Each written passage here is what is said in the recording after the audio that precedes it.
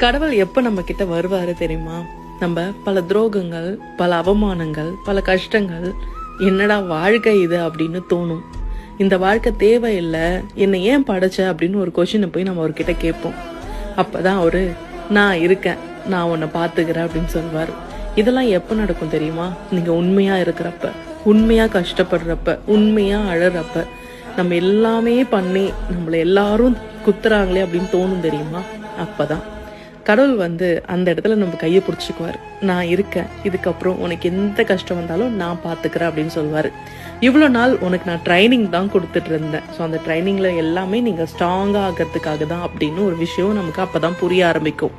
எப்பயுமே கடவுள் நேராலாம் வரமாட்டார், நேராக நம்ம காதில் எதுவும் சொல்லலாம் மாட்டார். ஆனால் சில விஷயங்களை நம்ம கிட்ட சொல்லணுன்றதுக்காக பல கஷ்டங்களை அனுப்பி வைப்பார். அந்த கஷ்டத்தை எல்லாமே நம்ம தாண்டிட்டோம் அப்படின்னா நமக்கான நல்ல நேரம் பிறந்துச்சுன்னு அர்த்தம்.